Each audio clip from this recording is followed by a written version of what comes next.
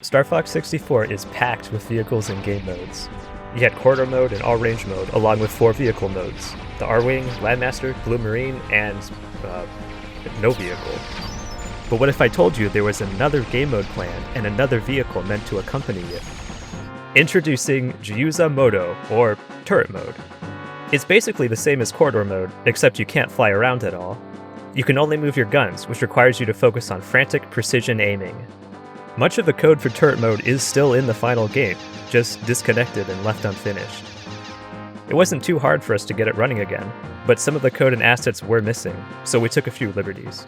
Here's how it works. The joystick lets you swing your camera around beyond its normal bounds. Holding Z locks the view in place, allowing you to focus on a specific area. Pressing B recenters the camera. Charge attacks worked by holding R to highlight and maybe lock onto different targets. There was even a unique indicator which drew lines to each of them. The only surviving level that used this mode seems to be SB, a stubbed copy of Area 6 that's empty except for this one worm enemy. It was actually found years ago by Punk7890, the creator of Star Fox 64's randomizer mod. It's still accessible using a simple level switch cheat code, though there's not much to do there. The developers named Turret Mode's level Starblade Imitation, and it's easy to see why. Starblade is a 1991 arcade space shooter game created by Namco. You pilot a space fighter through a number of levels, but you only control its guns. It's no secret that Star Fox 1 was heavily inspired by Starblade. Programmer Giles Goddard said it was his favorite game, and Dylan Cuthbert said one of their goals was to recreate Starblade's experience with Star Fox 1. This is one of the 3 sector stages, which are kind of based on the Bandai Namco game Starblade, really. At one point, we all went to the arcade to play Starblade. While it seems kind of pathetic that this stub is all that's left of Turret Mode's stage, it's highly likely it was intended for other levels, too. Entering Venom Air Defense Zone. A lot of evidence points to Area 6 being playable in turret mode as well. It's really fun blasting through waves of enemies and battleships using these powerful guns. These defense satellites are obviously made to be fought in turret mode. They hang out on the edges of the screen, forcing you to turn your camera towards them.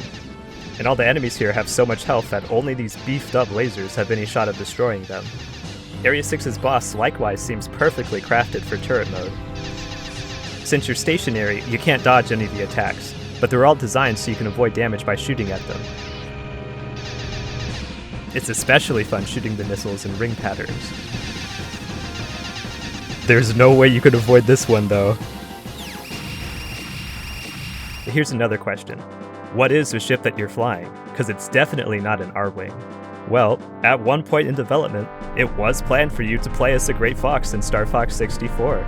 We know this because, in the source code, Starblade, Colony, and Area 6 are often subtitled Great Fox.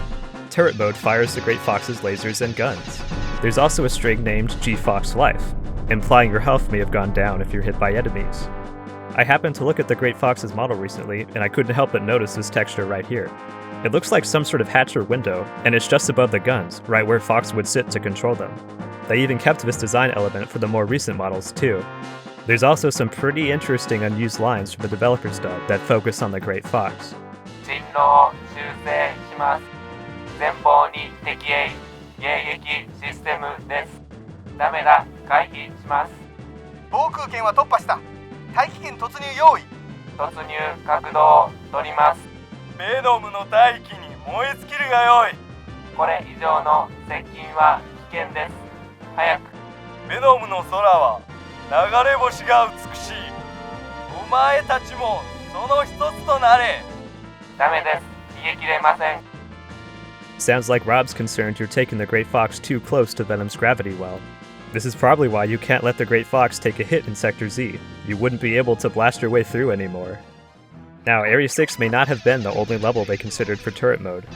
The game's levels are organized into groups that share similar characteristics in code, called overlays. The tank levels share an overlay, the all-range levels share an overlay, and so on.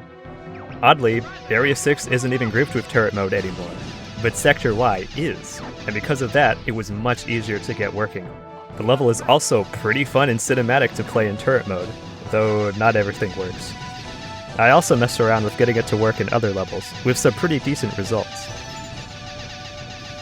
Maybe one day we'll make a mod where the whole game is playable in turret mode.